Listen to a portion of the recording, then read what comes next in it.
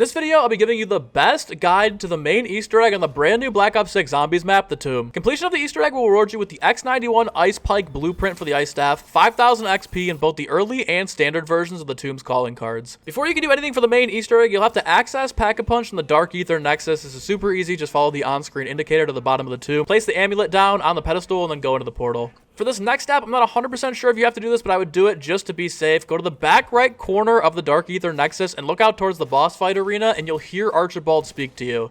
Again, I'm not sure if you have to do this. I'm assuming this is just kind of like how Craft was in Citadel, where some of the steps you couldn't do unless you talked to him, so I would just do this to be safe, but you might not actually have to do this. Next, you'll have to build the Staff of Ice and upgrade it to the Ull's Arrow. Now, to get the first part for the actual staff itself, you have to progress to round 8 and an EMP shock mimic will spawn. He always spawns on round 8 and killing him will always drop the monocle. To get the second part of the staff, you'll have to go to the tombs, which is the first door outside the left of spawn. Here you'll notice a dark ether lantern trap somewhere in the room. It can be at one of 4 different locations at either the entrance or the exit way to this room, or at the bottom of either of the stairs in the middle of the room. If the dark ether trap isn't already right in front of the bull painting to the left of the room, you'll have to move it until it is. This is super simple, guys. You just find the dark ether trap if it's not in that area, shoot it to move it, and after about like 30 seconds, it'll respawn in a different lantern location. Once the lantern is in front of the bull painting in the left of the room, it'll light up the front of the painting and reveal 8 Roman numerals. You have to shoot each of the Roman numerals in numeric order 1 through 8. Don't worry, guys, if you mess this up, you have multiple attempts to complete it. However, just pick up where you left off if you do mess up.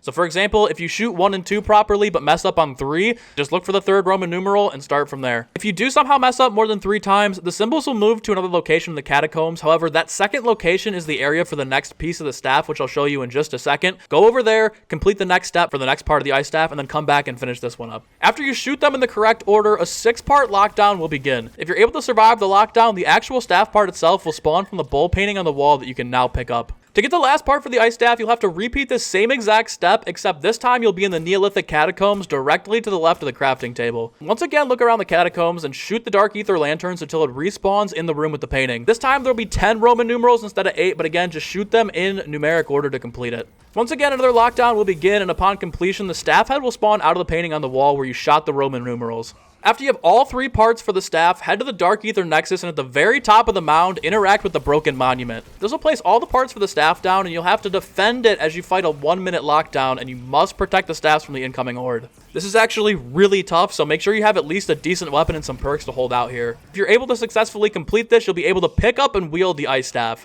Once you have the ice staff built, return back to the main part of the map. You'll now have to shoot 3 dark ether crystals with the ice staff in nearly rapid succession. Freeze the crystal in the tomb, run down into the Shrine of Hierophants, then freeze that crystal, and lastly, shoot the one in the entrance to the subterranean temple. If you freeze all 3 fast enough, Sir Archibald will begin to talk and he'll let you know that you've completed this step. Next, return to the Dark Ether and look up in the sky for 3 different rocks that have glowing symbols on them. It's pretty hard to see the symbols, so if you shoot the rocks a couple of times with the ice staff, it'll lower the rocks and you'll be able to get a better look at them. Take note of which 3 symbols you have, and after the 3rd rock is lowered, Archibald will tell you to take a look around. You'll notice that one of the return portals will be closed off. Return to the dig site and locate that same portal. The portal in the overworld will have multiple symbols on it, including the 3 that you wrote down. Shoot your 3 symbols with the ice staff, and if done correctly, the portal will reopen. Going through the portal will spawn you on the rock above the temple ruins in the Dark Ether. Interact with the orb that's on this rock to start a soul chest step. If you jump off and don't interact with the orb, don't worry, another portal will close off and you'll simply have to find it and shoot the symbols again to be teleported back onto the rock in the Dark Ether. Follow the orb around the Dark Ether and keep getting kills until it loops the Nexus and goes into the temple ruins where you first crafted the staff. Interact with the portal in the middle and you'll now have the upgraded Ull's Arrow. Now that you finally have Ull's Arrow, shoot the healing ability at the Vermin Statue in the Dark Ether and interact with it. Interacting with it will transfer its energy to the Vermin Statue at the bottom of the dig site and spawn. Interact with that statue of the Vermin in the dig site to initiate the survival lockdown. This is about like a minute and a half. You don't have to do anything special here. Just survive, kill all the vermins. And once the lockdown is complete, interact with the statue again to obtain its energy. And you have to be careful when picking up this energy because you'll only be able to be hit a couple of times before you have to completely restart. Once you do have the energy in hand, though, you're going to have to work your way to one of the 4 portals that'll be on around the map. I believe the spawn and the one down at the very bottom near Quick Revive are closed, but the 2 in either of the caves should be open. So you want to just get there as fast as you can, try not to get hit, go through the Dark Ether, and then once you're back in the Dark Ether Nexus, go and interact with the original Vermin Statue again. If you've done everything correctly, the pillar will light up and you'll see a beam of energy be shot from that pillar into the crystal above the ruins. You'll now have to repeat this exact same thing 3 times times with the other 3 statues that are around the Dark Ether Nexus. Again, it's not too hard. You just want to use that healing ability to shoot each of the statues in order to start it. I believe you do the Parasite one next. Once you shoot the Parasite and you pick up the energy, it'll be transferred over to the Stamina Room, aka the Shrine of Hierophants. You want to interact with this, and this is probably the hardest lockdown of all 4 of them. The easiest way I found to get this done is to shoot the Ice Staff with a full charge at the parasites that spawn. Occasionally, they'll drop those Dark Ether orbs similar to the Beam Smasher upgrade quest on Terminus. You want to walk 10 of these back to the statue. So again, shoot the Ice Staff down. It'll drop a couple of these little orbs. Go ahead and pick it up and then take it over to the statue. And you don't actually have to interact with it. It'll just take it from you. You have to do this 10 times in order to complete this lockdown step. And then again, once that's done, pick up the energy, walk up to either the portal down by Quick Revive or the portal back up and spawn, and then place that energy down to the Parasite Statue, and the pillar will light up. Going out of the Doppelghast, again, shoot the Doppelghast Statue, pick up the energy, and then head down to the Speed Cola Room, aka the Ossuary. You're going to start this lockdown. A bunch of Doppelghasts are going to spawn. Nothing special here, just kill them, but be careful because there will be these little circles that will give you damage, especially in that tight, close quarters. It's going to be tough to take down those Doppelghasts too. I didn't have too much trouble with using the Ice Staff. I also used the PPSH. That was really good for it too. And the ASG if you have that as well. Again, pick up that energy and then either go to the bottom down by Quick Revive portal or the one up in spawn, and you'll be able to go and place the energy down at the Doppelghast pillar back in the Dark Ether. The last one you'll have to do is the Amalgam. Again, shoot the statue in the Dark Ether Nexus, head down to the Quick Revive area, aka the Subterranean Temple, interact with the Amalgam statue, and it'll spawn an HVT Amalgam. He's really not that hard to take down, although if you don't take him down very quickly, he will have like a force field around him that you'll have to wait out until you can start shooting him again. But again, this is super simple. Just run around, be careful, take him down, pick up the essence once again, and then head to either of the portals that are in the caves, and you'll be able to place the energy back down at the Amalgam pillar in the Dark Ether Nexus. After all 4 pillars in the Dark Ether are lit with their respective symbols glowing, the bridge will release to enter the final boss fight area. Interacting with the Sentinel artifact will begin the boss fight. However, I would highly recommend that you set up for this because this is, at least in my opinion, by far the hardest boss fight that we have in the game right now if you absolutely have no idea what you're doing at your first time.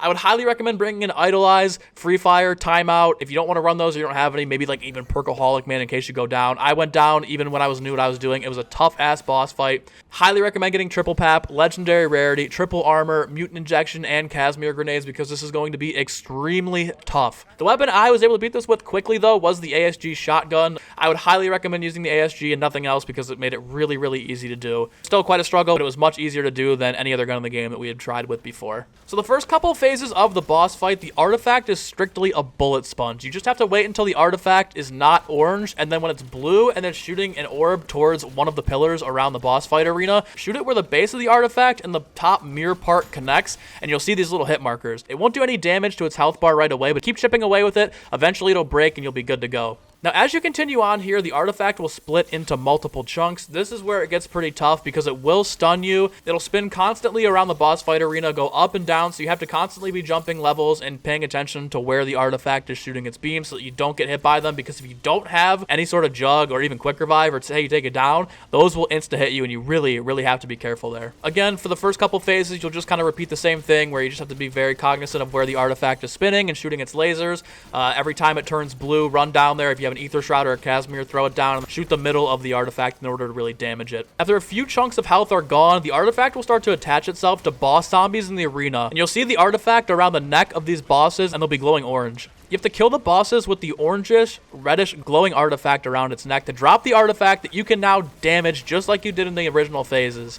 Again, I would highly recommend using Idolize and Casimirs here because it's going to be really tough in the later stages where you've got Amalgams, Doppelghasts, Mimics, everything chasing you, and you're trying to hit the Sentinel artifact because you only have a short amount of time before it goes back into the middle and you have to basically try again. This last phase of the boss fight isn't too bad as the Sentinel artifact flies into the wall at the top of the staircase. Highly recommend using Ether Shroud again here, Idolize if you haven't already used it, throwing down Casimirs to distract the zombies because you want to hard focus it while it's up here. It really can't do any damage to you unless you don't kill it fast enough, and then it'll one-hit you completely. If you have a self-res, obviously you can get back up. It'll be pretty tough to survive after that. I would just, again, highly recommend throwing a Casimir down, something to distract the zombies. Really focus hard here on the Sentinel artifact, and if you do whittle all the way down, you'll be done with the boss fight. After you finish up the boss fight, the Sentinel artifact and the amulet will fuse, becoming one, and you can grab it, interact with it, and the cutscene will play, and you'll be done with the Easter egg. If you enjoyed this short guide, be sure to leave a like and subscribe, as well as turn on post notifications for more Black Ops 6 Zombies content and the Tomb content. Hope you guys have a good rest of your day. Stay safe, stay hydrated, peace.